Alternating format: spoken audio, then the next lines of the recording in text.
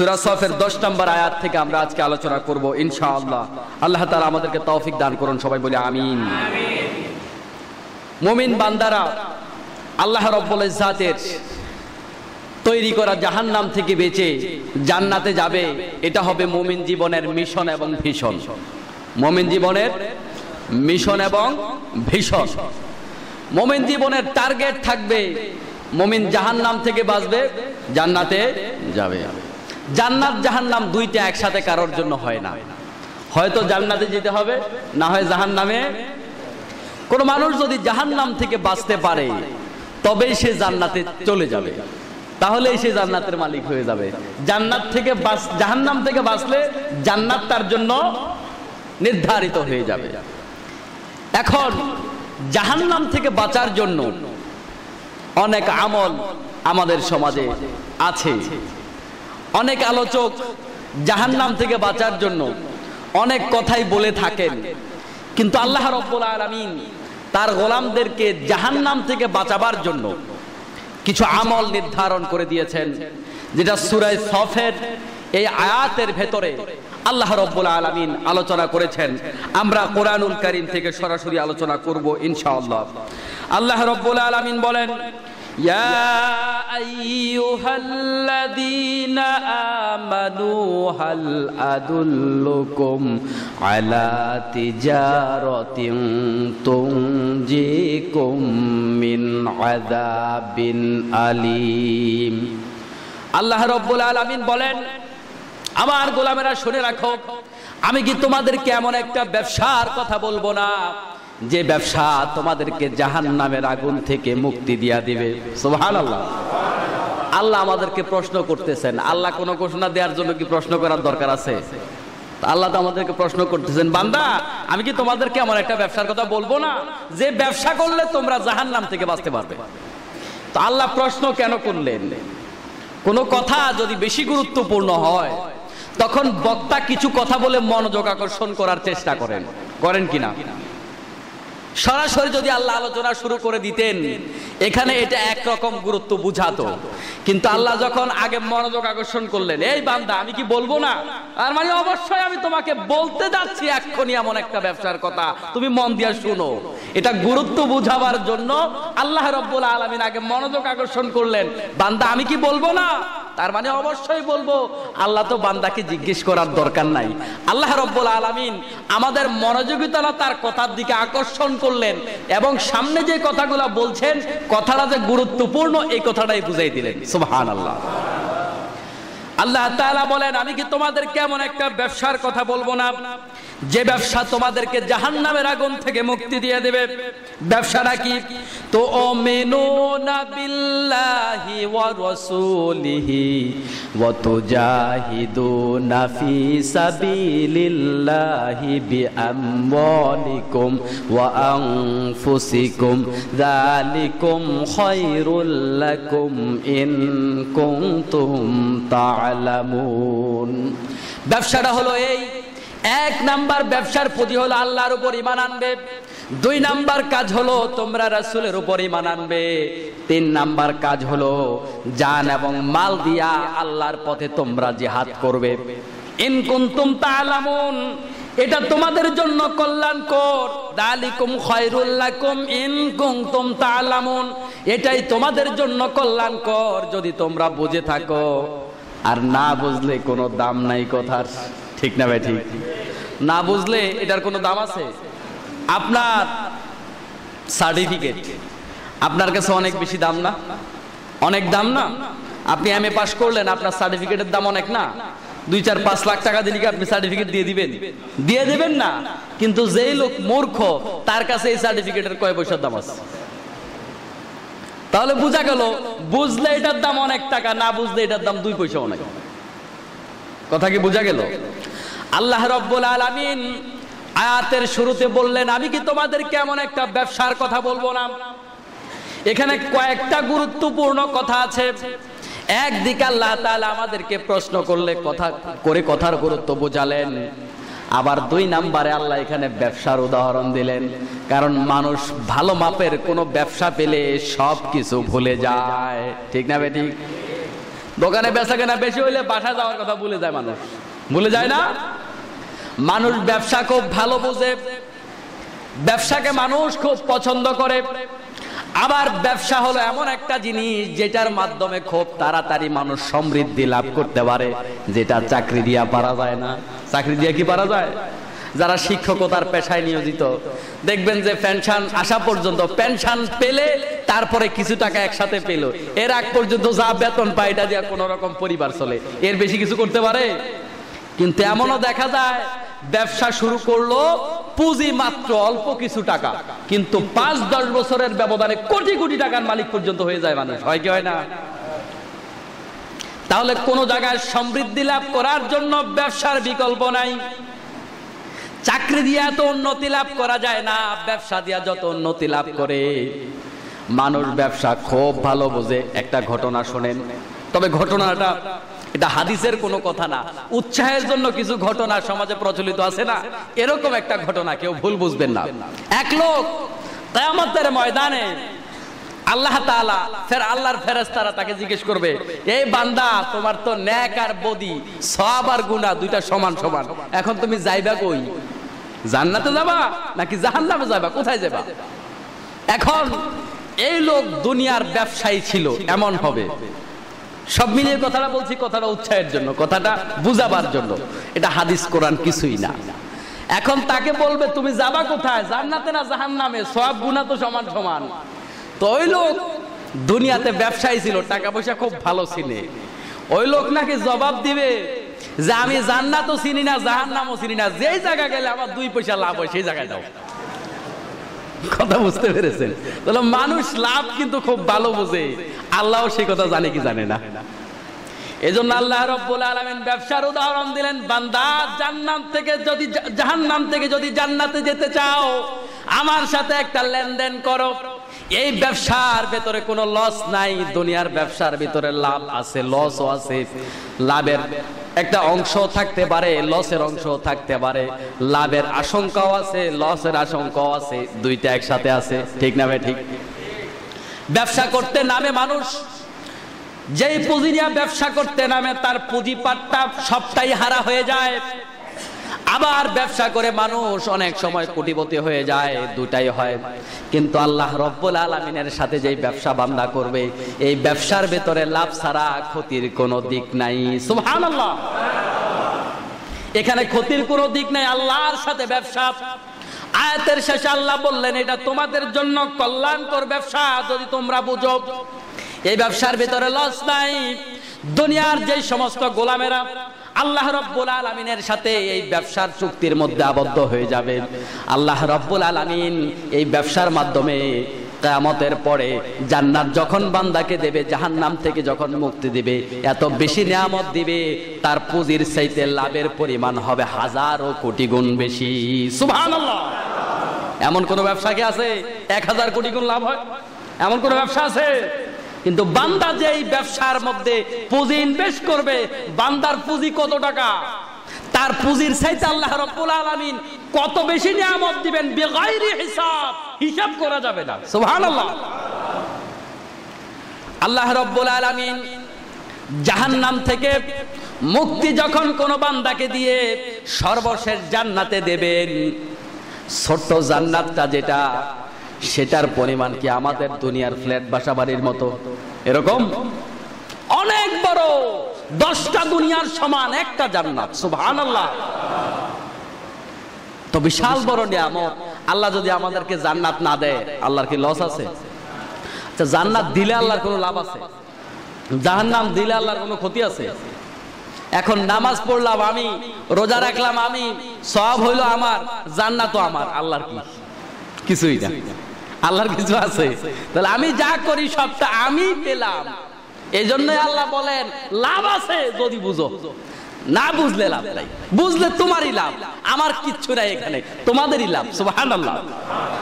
তাহলে আল্লাহ তাআলা বললেন, আমার বান্দারা যদি জাহান্নাম থেকে মুক্তি পেতে চাও, জাহান্নাম থেকে আল্লাহ রাব্বুল আলামিন তার গোলামদেরকে বাঁচাতে চান, এখানে কথার ভঙ্গিমায় বোঝা যায় আল্লাহ রাব্বুল আলামিন চায় যে তার একটা বান্দাও যেন জাহান্নামে না যায়। ঠিক না বেঠিক?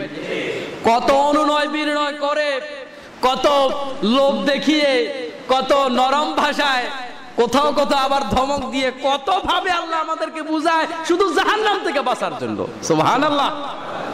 এরপরও আমরা বুঝি না। আল্লাহ তাআলা বলেন জান্নাতে যেতে চাইলে এক নাম্বার পুঁজি হলো তুমিনুনা বিল্লাহি ওয়া রাসূলিহি। এক নাম্বার পুঁজি হলো আল্লাহর উপর ঈমান আনবে, আর দুই নাম্বার পুঁজি হলো রাসূলের উপর ঈমান আনবে। ঈমান আনা সহজ, কিন্তু ঈমানের উপর টিকে থাকা অনেক বেশি কঠিন। সবাই আমরা ঈমানদার, কিন্তু যদি ভালোভাবে চালনি দিয়ে ছাকা হয় তাহলে দেখা যাবে আমাদের বেশিরভাগ লোকের ঈমানের সাথে শিরিক মিশ্রণ আছে। কি মিশ্রণ আছে? শিরিক। জান্নাতে যাওয়ার জন্য শিরিক মুক্ত ঈমান লাগবে, বেদাত মুক্ত আমল লাগবে। যার আমল, যার ঈমানের মধ্যে শিরিক থাকবে, আল্লাহ রাব্বুল আলামিন এমন লোকদেরকে মাফ করবেন না। কিয়ামতের ময়দানে সব লোকদেরকে মাফ করলেও যারা কেবলমাত্র তার সাথে শিরিক করবে তাদেরকে মাফ করবেন না। নাউযুবিল্লাহ। গতকাল রাতে আলোচনায় বলেছিলাম না যে আমরা কতভাবে মানুষকে রব মানি, ইচ্ছায় এবং অনিচ্ছায় রব মানি কি মানি না। আমরা যখন কোনো মানুষ আমাকে চাকরি দেয়, তাকে আমরা যেই পরিমাণ সম্মান করি, তার স্বার্থ রক্ষার জন্য যতটা সচেষ্ট, ঠিক সে জায়গায় যখন ইসলামের স্বার্থ, আলেম ওলামার স্বার্থ, দেশের স্বার্থ যখন লুকায়িত থাকে, তখন দেশের স্বার্থ, আলেম ওলামার স্বার্থ, ইসলামের স্বার্থকে প্রাধান্য না দিয়ে যিনি চাকরি দিচ্ছেন তার গোলামিতে আমরা ব্যস্ত থাকি। ঠিক না বেঠিক? তাহলে আল্লাহকে যেমন রব মানলাম, তার চেয়ে বড় রব মানলাম যিনি চাকরি দিল তাকে। ঠিক না? শুধু তাই না, এই যে আয়াত আজকের বাংলাদেশ খুঁজলে দেখা যাবে, এই যে সূরা সফের এই আয়াত আল্লাহর পথে জিহাদ করার ব্যাপারে কথা বলা হয়েছে। আপনি খুঁজে দেখবেন বাংলাদেশের বহু মসজিদ সুবহানাল্লাহর ফজিলতের ওয়াজ করতে করতে এই জিহাদের ওয়াজ করার টাইম পায় না। কথা কি বুঝতে পেরেছেন?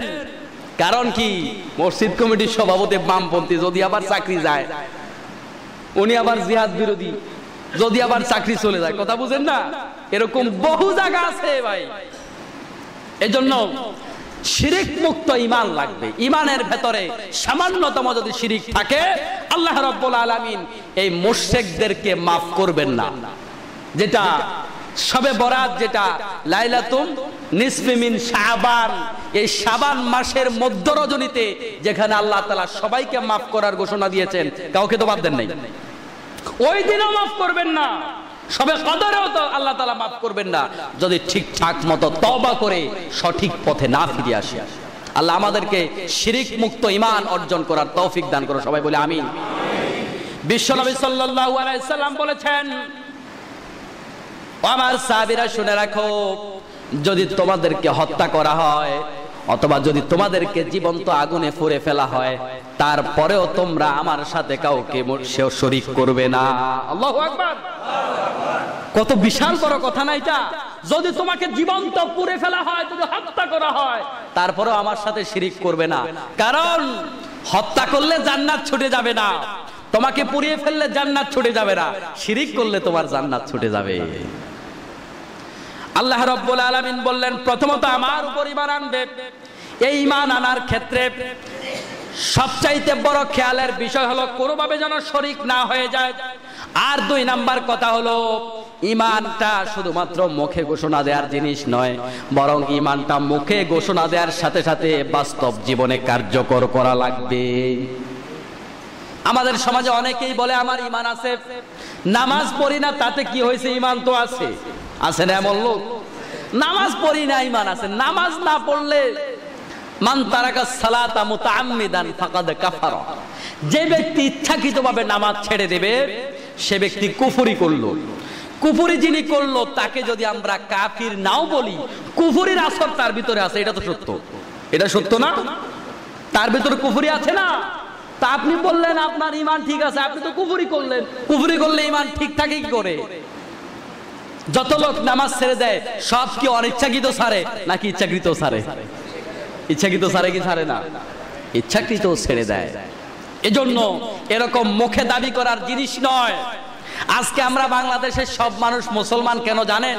সবার মুখ শব্দ আছে, দাবি করে এই বেটা আমারে মুশরিক বলবা, আমারে কাফির বলবা, হবে না। আমারে হিন্দু বলবো না, হবে না, আমি মুসলমান। সব চাপাবাদিতে মানে খুব শক্ত যে আমি মুসলমান। আমার বন্ধুগণ, মুসলমানিত্ব দাবি করার জিনিস নয়। মুসলমানিত্ব গায়ের জোরে অর্জন করা যায় না, এটা যোগ্যতার বিষয়। আপনি দাবি করলেও মুসলমান, দাবি না করলেও মুসলমান। আর যদি আপনার ইমানের ভিতরে শিরক ঢুকে যায়, কুফরে ঢুকে যায়, আপনি হাজার দাবি করেও আপনার মুসলমানিত্ব টিকাইতে পারবেন না। ঠিক না ভাই? ঠিক। আব্দুল্লাহ ইবনে উবাই কত কঠিন দাবিদার ছিল, আমি মুসলমান, পাক্কা মুসলমান, রাসূলের পিছনে তাহাজ্জুদ নামাজ পর্যন্ত পড়ে। তার দাবি কি তাকে মুসলমান বানাতে পেরেছে? দাবি করার কিচ্ছু নাই, আপনি যত দাবি করেন কোনো লাভ নাই। মুসলমান হওয়ার জন্য যে যোগ্যতা লাগবে, ঈমান আমল লাগবে, সেটা যদি অর্জন করা যায় তবে আপনি মুসলমান। সেটা অর্জন করতে না পারলে আপনি জোর করে কোনো লাভ নাই, এটা জোর করার বিষয় নয়। যারা একদিকে ইসলাম পালন করে, অপরদিকে আলেমদের দেখলে একটু মাথা গরম হয়ে যায়, এমন লোক কি বাংলাদেশে নাই? বহু নেতা আছে এমন। তা আমরা যখন ওদেরকে মাঝে মাঝে নাম মেনশন না করে মুনাফিক বলতে যাই, ওরা কয় আমরা কি কোরআন পড়ি না, হাদিস পড়ি না? মানে এই কোরআন হাদিস পড়ে দলিল দিল যে আমিও মুসলমান। তোমার দাবি করে লাভ কি? আলেমের উপর যদি অত্যাচার করো, ইসলামের উপর যদি আঘাত করো, হাজার মুসলমানিত্ব দাবি করে মুসলমানিত্ব টিকানো যাবে না। তা দাবি করার কি জিনিস হলো? এটা কি দাবি করার জিনিস? তাহলে এক নাম্বার আল্লাহর উপরই বানানো লাগবে জাহান্নাম থেকে বাঁচার জন্য। এই ঈমানের সাথে শিরিক হবে না। এই ঈমান শুধু মুখে বললে হবে না, বরং আল্লাহ রাব্বুল আলামিন বান্দার উপর যতটা ফরজ করেছেন, যতটা আদেশ করেছেন, প্রত্যেকটা আদেশকে ভালোভাবে পালন করা লাগবে, তবেই আল্লাহর উপর ঈমান আনা হবে। ঠিক না ভাই? ঠিক। আল্লাহর আদেশ পালন না করে আল্লাহর উপর ঈমান পরিপূর্ণ আনা হয় না। দুই নাম্বার হলো রাসূলিহি, রাসূলের উপর ঈমান আনা লাগবে। এখন আল্লাহর বিধান যে আপনি মানবেন, আল্লাহকে যে আপনি মানবেন, ওই মানাটা রাসূল সাল্লাল্লাহু আলাইহি ওয়াসাল্লাম যেভাবে মেনেছেন, রাসূল সাল্লাল্লাহু আলাইহি ওয়াসাল্লাম যেভাবে তরিকা দেখিয়েছেন, সেই তরিকায় যারা চলবে আল্লাহ রাব্বুল আলামিন কেবলমাত্র জাহান্নাম থেকে তাদেরকে মুক্তি দেবেন। সুবহানাল্লাহ। তাহলে আল্লাহর ঈমানের সাথেই রাসূলের ঈমানের কথা বলা হয়েছে। তাহলে বোঝা গেল রাসূল সাল্লাল্লাহু আলাইহি সাল্লামের উপর এক তো ঈমান আনা লাগবেই, পাশাপাশি ঈমান আনা হলো তার নাম যে রাসূল সাল্লাল্লাহু আলাইহি সাল্লামের মতাদর্শ অনুপাতে, সুন্নাত তরিকা অনুপাতে যদি আপনি জীবন পরিচালনা করতে পারেন, বিশ্বনবীর প্রতিটা কথার উপর যদি ঈমান আনতে পারেন আর আমল করতে পারেন, তখনই বোঝা যাবে আপনি রাসূলকে ভালোবাসেন, আপনি আশিকে রাসূল, আপনি রাসূলের প্রতি ঈমান এনেছেন। ঠিক না ভাই? ঠিক। আর ঘোষণা দিলেন কিন্তু রাসূলের আদর্শের সাথে আপনার কোনো সম্পর্ক নাই। রাসূলের ব্যক্তি জীবন, রাসূলের পরিবারের জীবন, রাসূলের সুরাত, রাসূলের সিরাত, রাসূলের সমাজ জীবন, রাসূলের দাম্পত্য জীবন, রাসূলের রাষ্ট্রীয় জীবন, রাসূলের জীবনের সাথে আপনার 1% সম্পর্ক নাই। আসলো 12 রবিউল আউয়াল, আপনি গান গাওয়া শুরু করলেন, ইয়া নবী সালাম আলাইকা, কাম হবে না। এটাও দাবি করার জিনিস নয়, এটা হলো অর্জন করার জিনিস। রাসূল সাল্লাল্লাহু আলাইহি ওয়াসাল্লাম আমাদের জন্য সর্বোত্তম আদর্শ বলেছেন কে? আল্লাহ রাব্বুল আলামিন বলেন, লাকাদ কানা লাকুম ফি রাসূলিল্লাহি উসওয়াতুন হাসানা। আল্লাহ তাআলা বলেন, তোমাদের জন্য কেবলমাত্র বিশ্বনবী জনাবে মুহাম্মদুর রাসূলুল্লাহ সাল্লাল্লাহু আলাইহি ওয়াসাল্লামের জীবনীতে তোমাদের জন্য উত্তম আদর্শ রয়েছে। বিশ্বনবী ছাড়া আর কারো জীবনে মুসলমানের জন্য আদর্শ হতে পারে? যদি কোনো মানুষ বলে আমার নেতা অমক, আমার আদর্শ অমক, অমকের আদর্শ বাস্তবায়নের জন্য আমাদেরকে মাঠে ঝাঁপিয়ে পড়তে হবে, এমন বক্তৃতা কি নাই? এটা মনে হয় এই এলাকায় হয় না, আছে না? নাই। কত বড় কুলাঙ্গার মুসলমান! রাসূল আমার আদর্শ জীবনে একবারও বলতে পারে নাই, কিন্তু রাসূল যে আদর্শ এটা বলেছে কে? আর ছাতা মাথা নেতা যাকে আদর্শ মানো মিয়া, তার রাতের খবর জানো? দিনের বেলায় দেখো খুব ভালো মানুষ, রাতে গাঁজাও খায়, এমন নেতা কি আমাদের দেশে নাই? বহু আছে। শুধু তাই না, গাঁজার ব্যবসা তো রমরমা কেন? নেতারা চিন্তা করে ব্যবসা বন্ধ করলে তো আমাদের চলবে কেমনে? কথা বুঝেন নাই? দিনের চরিত্র খুব সুন্দর, রাত্রে তারাও এটার সাথে সম্পৃক্ত, যার জন্য এখন দেখবেন যে এগুলো আমদানি রপ্তানি করতে খুব সহজ। খুব সহজ না? বর্ডারে যখন বাংলাদেশের গরিব কৃষক শ্রমিক যখন তাদের চাষাবাদ করতে যায়, যখন বর্ডারে একটা গরু আনে 2-4 হাজার টাকা ইনকাম করে গরিব মানুষ, তখন দেখবেন ফায়ার করে দুনিয়ার থেকে বিদায় করে দেয়া হয়, নাম দেয়া হয় গরু চোর, নাম দেয়া হয় অনেক কিছু। বাংলাদেশের সরল মুসলমান এইভাবে মানুষকে হত্যা করা হচ্ছে, কোনো প্রতিবাদ নাই। কিন্তু গরু যেই পরিমাণ নামে, গাজার ফেন্সিডিল কি তার চেয়ে কম নামে? কখনো কি দেখেছেন গাজাখোরকে এরকম হত্যা করা হয়েছে? ফেন্সিডিল করে হত্যা করা হয়েছে, পত্রিকায় এসেছে, শুনেছেন আপনারা? তাহলে ওটাতে হত্যা করা হয় না, ওটাতে সহযোগিতা করা হয়। কারণ হলো বহু নেতারা এটার সাথে সম্পৃক্ত। আমার ভাইয়েরা রাগ করবেন না, আমি তো কারণ নাম নিয়ে বলছি না, কিন্তু এটার সাথে সম্পৃক্ত না হলে এটা তো সহজলভ্য হতো না। সমাজের কর্তা ব্যক্তিরা যখন অন্যায়ের সাথে জড়িয়ে যায়, তখন সমাজে অন্যায় বাড়তে থাকে। ঠিক না ঠিক? আমার বন্ধুগণ, রাসূলকে আদর্শ মানা রাখবে। আল্লাহ রাব্বুল আলামিন কোরআনুল কারীমের আয়াত দ্বারা যেই সমস্ত বিষয়কে নির্ধারণ করে দিয়েছেন, আপনি যদি এটার সাথে কুফর, এটার যদি খেলাফ কোনো কাজ করেন, এটার খেলাফ যদি কোনো বক্তব্য দেন, অবশ্যই অবশ্যই আপনার নামটা কুফরের খাতায় লেখা হয়ে যাবে। ঠিক না ঠিক? আপনি আল্লাহর আয়াত অস্বীকার করলেন, আল্লাহ বলেছেন রাসূল আদর্শ, আপনি বললেন অমুক আদর্শ। এখন আপনি কি আল্লাহর কথার সাথে একমত না দ্বিমত? একটা মাসআলা খুব ভালোভাবে খেয়াল করবেন। কোন মানুষ যদি নামাজ ছেড়ে দেয় অথবা আল্লাহর কোন বিধান ছেড়ে দিল, বিধান ছেড়ে দেওয়ার কারণে সেই লোকটা হবে ফাসেক। কি হবে? আর কোন মানুষ যদি বলে নামাজ দরকার নাই, এই লোকটা হবে কাফের। এই লোকটা কি হবে? খুব বুঝার বিষয়। কোন মানুষ, কোন যুবক বয়সের ছেলে সন্তানেরা আজকে যখন হারাম খায়, তখন এক শ্রেণীর মুরব্বীরা বলে এই বয়সে এগুলো একটু করে, বলে কি বলে না? ফেন্সিডিল খাবে, এই বয়সে একটু খায়, টুকটাক পোলাপান, অসুবিধা নাই, বাধা দিয়া লাভ নেই। এমন মুরব্বী আছে না নাই? যিনি খেলো এই ছেলেটা হলো ফাসেক, আর যিনি ঘোষণা দিল এই বয়সে খায়, তিনি বৈধতা দিল, এই বুড়া হলো কাফের। কথা বুঝতে পেরেছেন? খাওয়ার পরে হলো ফাসেক, আর না খেয়েই লোকটা কাফের। মাসালা বুঝে নিয়েন। যারা এই সমস্ত কাজের সমর্থন করেন, একটা লোক রাসূলের আদর্শ পালন করতে পারে না কোনো কারণে, লোকটা হবে ফাসেক। কিন্তু একটা লোক বলল যে রাসূল আদর্শ বাদ দিয়ে আরেকজনের নাম ঘোষণা করলো মাইকে, যে নাম ঘোষণা করলো ওই লোক কুফরির খাতায় নাম লেখালো। ঠিক না ঠিক? এজন্য রাসূল ছাড়া কাউকে আদর্শ বলা যাবে না। কারণ হলো দুনিয়ার বুকে এমন কোন মানুষ নাই যেই মানুষটা ভুলের ঊর্ধ্বে। মানুষের আদর্শ তো তিনি হবেন যিনি ভুল করেন না। ঠিক না ঠিক? আমি যা আলোচনা করলাম সব কি হুবহু আপনাদের এতক্ষণ মুখস্থ হয়েছে? হয় নাই? ঠিক না ঠিক? বাসায় গিয়া যদি বিবি জিজ্ঞেস করে আজকে কি জুমায় কি আলোচনা হয়েছে একটু বলো, তো এখন বাসায় গিয়া বিবির কাছে যখন ওয়াজ করতে যাবেন, তখন দেখবেন কিছু আমার কথা বলছেন, কিছু বানাইও বলছেন, হুবহু মনে নাই। ঠিক না ঠিক? তাহলে বক্তা যা বলে শ্রোতা তার চেয়ে একটু ভুল বেশি করে। ঠিক না ঠিক? আর আপনার থেকে যে শিখবে ওই লোক আরো বেশি ভুল করবে। এরকম না বিষয়টা? এভাবে পর্যায়ক্রমে এলেমটা নষ্ট হতে থাকে। তো নেতা যদি ভুল না করে, এরপরও আমাদের ভিতরে কিছু ভুল আসবে। আর নেতাই যদি ভুলের মধ্যে থাকে, তাহলে কর্মীর কি অবস্থা হবে? কথা কি বুঝতে পেরেছেন? এজন্য মুসলমানের আদর্শ তিনি হবেন যিনি ভুল করতে জানেন না। সুবহানাল্লাহ। আমাদের রাসূল সাল্লাল্লাহু আলাইহি সাল্লাম কি ভুল করতে জানেন? তাহলে তার আদর্শ পালন করলে হয়তো সঠিক রাস্তায় থাকার সম্ভাবনা আছে। আর আপনি যদি এমন লোকের আদর্শ মানেন, রাতে একরকম, দিন একরকম, বাপের বাড়ি একরকম, শ্বশুর বাড়ি আর একরকম, আর যদি বউয়ের সাথে কোনো রকম কথা বলা যায়, তখন টের পাওয়া যাবে তার চরিত্র কত ভালো। কথা বুঝেন নাই? আসল জায়গায় হাত দিলে টের পাওয়া যাবে কত ভালো। এখন আপনি মানলেন তাকে আদর্শ, এবার আপনার চরিত্র কি ভালো হবে? কখনোই না। এর জন্য আমাদেরকে রাসূলের প্রতি ঈমান জানার কথা বলা হয়েছে জাহান্নাম থেকে মুক্তি পাওয়ার জন্য।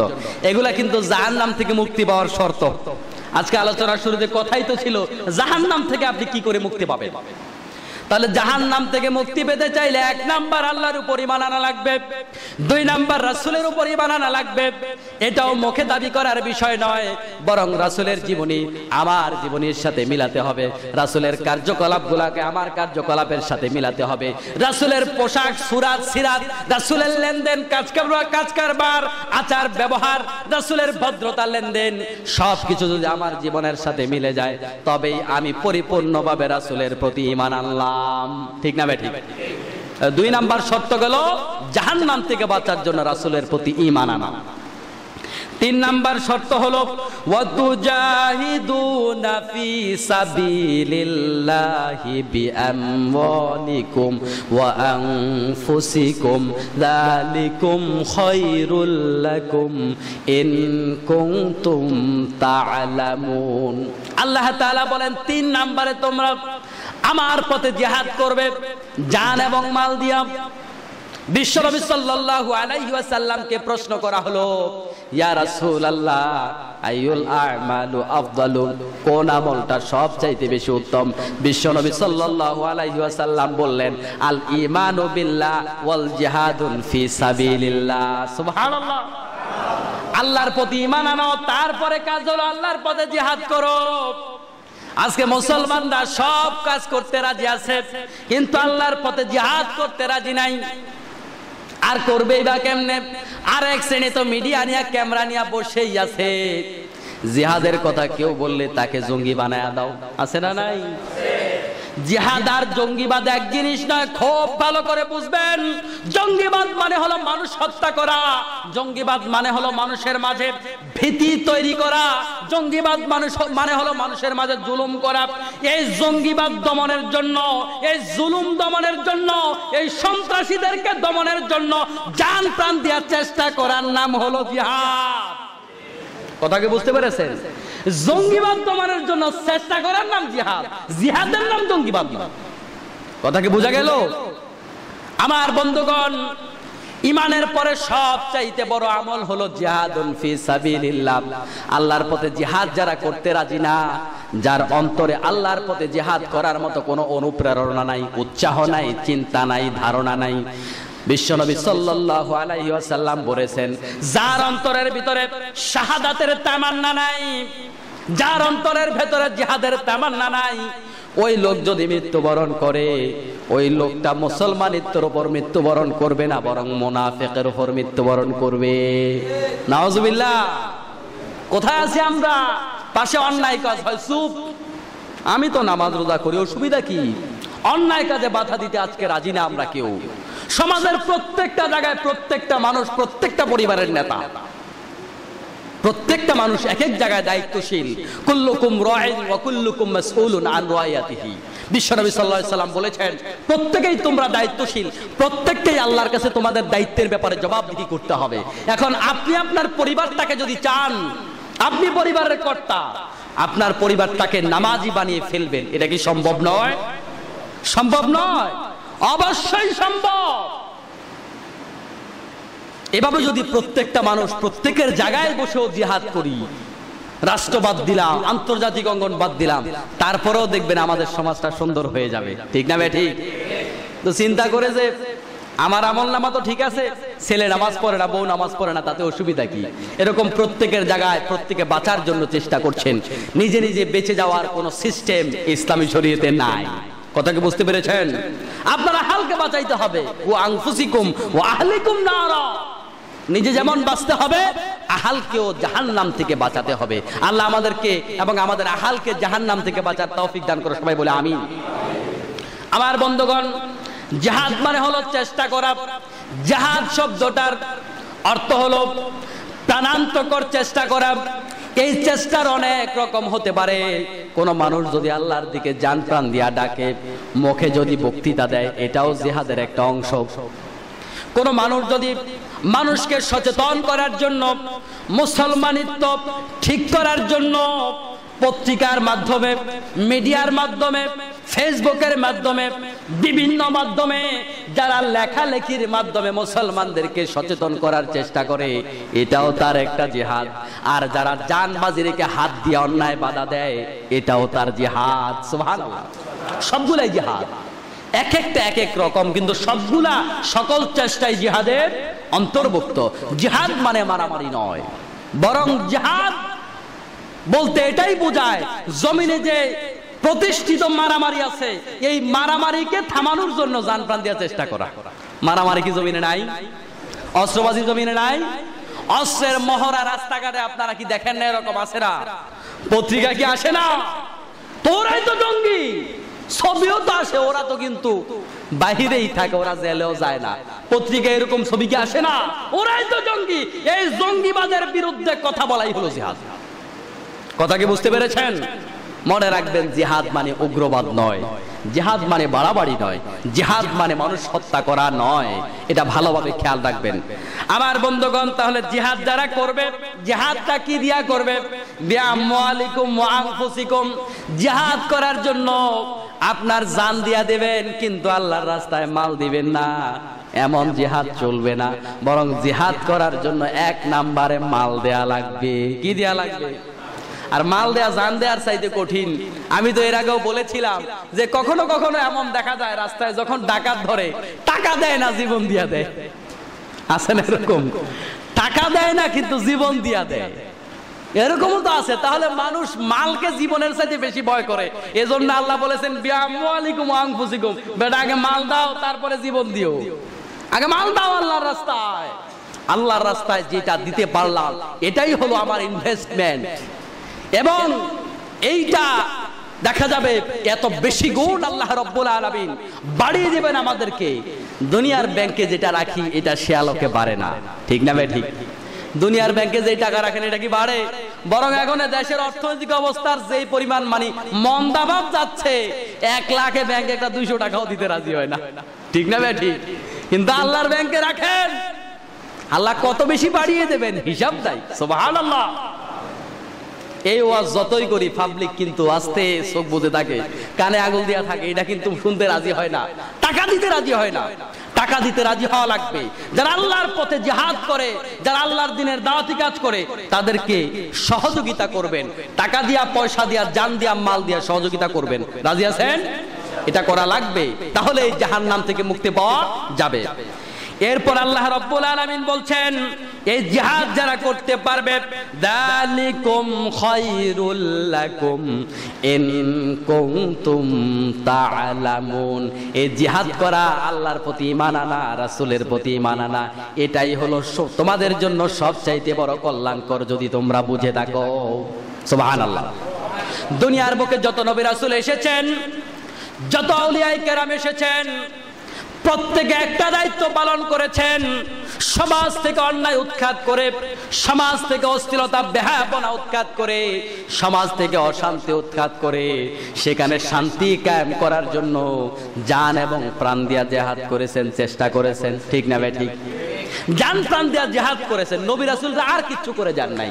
দুনিয়াতে এই নামাজ কায়েম করা বলেন, রোজার কথা বলেন, পর্দার কথা বলেন, রাষ্ট্রীয় পর্যায়ে ইসলাম বলেন, এই সব কিছুর জন্য কাজ একটা, সেটা হলো জান প্রাণ দিয়া মাঠে নেমে অন্যায়ের বিরুদ্ধে প্রতিবাদ গড়ে তোলা, জিহাদ ফি সাবিলিল্লাহর কাজ করা। এক্ষেত্রে টাকা লাগলে টাকা দাও, জান লাগলে জান দাও, আর আল্লাহর জান্নাতে চলে যাও। সুবহানাল্লাহ। যদি এই পথে জান দেয়া লাগে, কোনো মানুষ দুনিয়ার এপারে, তার জন্য দুনিয়া, যদি কোনো মানুষ আল্লাহর পথে জীবন দিতে পারে, এপারে দুনিয়া আর জীবন দেওয়ার সাথে সাথে তার জন্য আল্লাহর জান্নাতের সুবাতাস বইবে। সুবহানাল্লাহ। মাঝখানে আর কিছু নেই, মাঝখানে আর কোনো কিছু। আল্লাহ রাব্বুল আলামিন বিনা হিসাবে তাদেরকে জান্নাত দিবেন যারা আল্লাহর দ্বীনের কথা বলতে গিয়ে জুলুমের শিকার হয়ে মৃত্যুবরণ করেছেন। আল্লাহ তাদেরকে বিনা হিসাবে জান্নাত দিবেন। সুবহানাল্লাহ। নবী রাসূলদের যেমন বিনা হিসাবে জান্নাত, যারা আল্লাহর পথে শাহাদাত বরণ করবে বিনা হিসাবে জান্নাত। বরং আল্লাহর পথে থাকলে আপনাকে জুলুমের শিকার হতে হবে, অপবাদের শিকার হওয়া লাগবে। এখন অপবাদ শুনতে আমরা আলেমরাও রাজি না। যেই পথে থাকলে কোনো কাটা নাই, যেই পথে থাকলে কোনো অপবাদ নাই, যেই পথে থাকলে কোনো গালি নাই, আমরা সেই পথে আছি, ঠিক না ভাই? ঠিক। বরং বহু উলামায়ে কেরাম বিনা অপরাধে আজকের পৃথিবীতে বিভিন্ন দেশে দেশে বিনা অপরাধে চরিত্রহীনের অপবাদ নিয়ে, জেনার অপবাদ নিয়ে, রাষ্ট্রদ্রোহিতার অপবাদ নিয়ে, ধর্মদ্রোহিতার অপবাদ নিয়ে, অনেক অপবাদ নিয়ে ফাঁসির কাস্টে ঝুলে গেছে আজকের দুনিয়ায় অনেক আলেম ওলামা, ঠিক না বেটি? এটাই হলো আল্লাহর জান্নাত পাওয়ার সবচাইতে সহজ পথ। জান্নাত পাওয়ার রাজপথ হলো এটাই। দুনিয়ার মাঝে অনেক পথ আছে না, অনেক পথ আছে না? আপনি চিকন একটা রাস্তা দিয়েও যাইতে পারবেন কোথাও, তার চেয়ে বড় একটা গ্রাম্য রাস্তা দিয়েও কোথাও যাইতে পারবেন, আইল দিয়েও কোথায় যেতে পারবেন। আর একটা হলো মহাসড়ক, যেটারে বিশ্ব রোড বলি, বিশ্ব রোড দিয়েও যেতে পারবেন। যদি বিশ্ব রোড হয়ে যান তাহলে সোজা রাস্তা, খুব ভালো, গাড়ি বহর নিয়ে সুন্দর করে চলে যাবেন। জান্নাতে যাওয়ার কিন্তু এরকম অনেক রাস্তা আছে। জান্নাতে যাওয়ার রাজপথ হলো আল্লাহর পথে জান প্রাণ দেওয়ার চেষ্টা করা, আল্লাহর জমিন থেকে অন্যায় উৎখাত করার জন্য প্রতিবাদ করা, কথা বলা, বিবৃতি দেয়া, এই সব কিছুই জিহাদের অন্তর্ভুক্ত। যারা এটা করতে পারবেন, আর এই পথে যদি জুলুমের শিকার হয়ে, অপবাদের শিকার হয়ে, গালি শুনে যদি মৃত্যুবরণ করতে পারে, এপারে দুনিয়া ওপারে জান্নাত। সুবহানাল্লাহ। জান্নাতে যাওয়ার এটাই রাজপথ। কত জবাবদিহি করে আপনি জান্নাতে যাবেন না? বিশ্বনবী সাল্লাল্লাহু আলাইহি ওয়াসাল্লাম সব সময় আল্লাহর কাছে একটা দোয়া করতেন, আল্লাহুম্মা হাসিবনি হিসাবান ইয়াসীরা। আয় আল্লাহ, আমার হিসাবকে সহজ করে দাও। সাহাবায়ে কেরামকে দোয়া শিখাতেন, এই দোয়া পড়তে বলতেন। হিসাব সহজ মানে কি? হিসাব সহজ মানে হলো আল্লাহ রাব্বুল আলামিন কারোর আমলনামা দেখবেন আর ছেড়ে দেবেন, কোনো প্রশ্ন করবেন না। এটা হলো হিসাব সহজ। সুবহানাল্লাহ। হিসাব সহজের দোয়া করা লাগবে। আল্লাহর জমিনে একটা গোলাম নাই, একটা মানুষ নাই যিনি আল্লাহর কাছে হিসাব দিয়া জান্নাতে যেতে পারবে। আল্লাহু আকবার। এজন্য সবসময় আল্লাহর কাছে দোয়া করা লাগবে, আল্লাহ আমাদের জন্য হিসাবকে সহজ করে দাও। সবাই বলে আমিন। হিসাব সহজ না করলে বাঁচা যাবে না। হিসাব সহজ কি? আল্লাহ আমলনামা দেখবে না, ছেড়ে দেবে। এটা হলো হিসাব সহজ। আল্লাহ প্রশ্ন করবেন, বান্দা জবাব দিবে। এরকম জবাব দিয়া একজন গোলাম জান্নাতে যেতে পারবে না। এজন্য এই সহজ রাস্তা হলো অন্যায়ের প্রতিবাদ করা, জঙ্গিবাদের প্রতিবাদ করা, মিথ্যার প্রতিবাদ করা, হারামের প্রতিবাদ করা, জুলুমের প্রতিবাদ করা। এটা হলো জান্নাতে যাওয়ার সোজা রাস্তা। আর বাকি যত রাস্তা আমরা হাঁটি, খালি ভয় অন্তরে লালন করি, ওগুলো হলো আঁকা বাঁকা রাস্তা। যেতে পারবেন অনেক কষ্টে জবাবদিহি করে। কথা বুঝতে পেরেছেন? এরপর আল্লাহ তাআলা আর কি শুভ সংবাদ দেন শুনুন, ইয়াগফির লাকুম যুনুবাকুম ওয়া ইউদখিলকুম জান্নাতিন তাজরি মিন তাহতিহাল আনহার। আল্লাহ তাআলা বলেন, এতক্ষণ আমি বললাম তোমাদেরকে এই কাজ করলে জাহান্নাম থেকে মুক্তি দেব। জাহান্নাম থেকে মুক্তি দিয়ে আমি কি করব? জাহান্নাম থেকে মুক্তি দিয়ে আমি তোমাদের অপরাধগুলো মাফ করে দেব। আর অপরাধ মাফ করে তোমাদেরকে আমি কি করব? ছেড়ে দেব।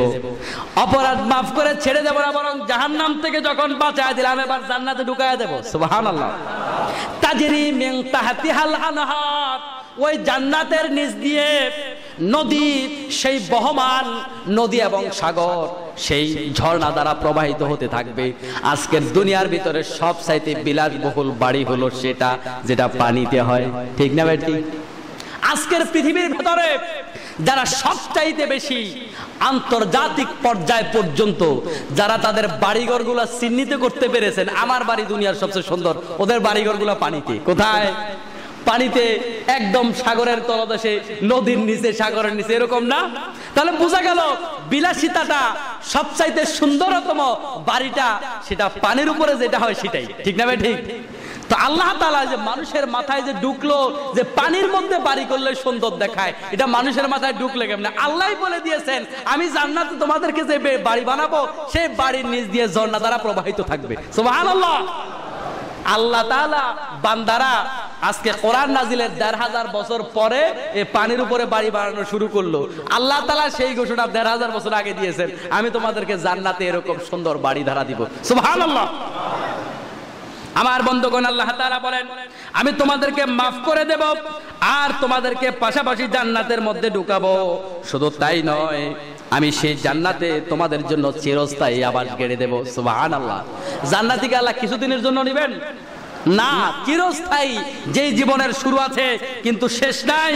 শুধু তাই নয়, আল্লাহ বলেছেন আমি সেখানে তোমাদের জন্য সুন্দর সুন্দর ঘর সমূহ রেখেছি, আর এটাই হলো তোমাদের জন্য সবচাইতে বড় সাফল্য। সুবহানাল্লাহ। দুনিয়ার যে সফলতার পেছনে আমরা ঘুরি, এই সফলতা কয় দিনের? এই সফলতা কতদিনের? দুনিয়ার বুকে অনেক লোক জান্নাতের মতো সুন্দর আবাসন গড়ে তোলার চেষ্টা করেছেন, কিন্তু অনেকেই এই বাড়ি বানানোর পরে বাড়ির ভেতরে ঢুকতেও পারে নাই, এর আগে দুনিয়ার থেকে চলে গেছেন। আছে না নাই? তাহলে দুনিয়ার সফলতা ক্ষণস্থায়ী, আখিরাতের সফলতা চিরস্থায়ী। এজন্য আখিরাতের সফল জীবন গড়তে চাইলে, সুন্দর জীবন গড়তে চাইলে আমাদেরকে আল্লাহ রাব্বুল আলামিনের দেয়া এই ফর্মুলা, জাহান্নাম থেকে বাঁচার জন্য 3টা কাজ করা লাগবে। কয়টা? 1 নাম্বার, আল্লাহর উপর ঈমান আনা, আল্লাহ তাআলা যেভাবে ঈমান আনতে বলেছেন তার সিফাতগুলোর উপর ঈমান আনা, আল্লাহর সাথে কাউকে শিরিক না করা, এটা 1 নাম্বার। 2 নাম্বার, রাসূলের উপর ঈমান আনা, রাসূলের আদর্শকে নিজের জীবনের আদর্শ হিসাবে মেনে নেওয়া। 3 নাম্বার, জান প্রাণ দিয়ে আল্লাহর রাস্তায় জিহাদ করা। এমনটা যদি করা যায়, আল্লাহ রাব্বুল আলামিন আমাদেরকে সেই চিরস্থায়ী জান্নাতের মালিক বানিয়ে দিবেন। আল্লাহ আমাদেরকে, তুমি সারা জীবনের আমাদেরকে আল্লাহ রাব্বুল আলামিন জাহান্নামের আগুনকে আমাদের জন্য হারাম করে জান্নাত ওয়াজিব করে দাও। সবাই বলে আমিন। আর আজকের জুমার যে আলোচ্য বিষয়, জাহান্নাম থেকে মুক্তি পাওয়ার পথেও আল্লাহ তাআলা আমাদেরকে এই কথাগুলো প্রত্যেককে আমল করে জান্নাত উপযোগী মানুষ হওয়ার তৌফিক দান করুন। সবাই বলে আমিন। হাদা মা ইনদি ওয়াল ইলমু ইনদাল্লাহি আলাইহি তাওয়াক্কালতু ওয়া ইলাইহি উনীব। আসসালামু আলাইকুম ওয়া রাহমাতুল্লাহ।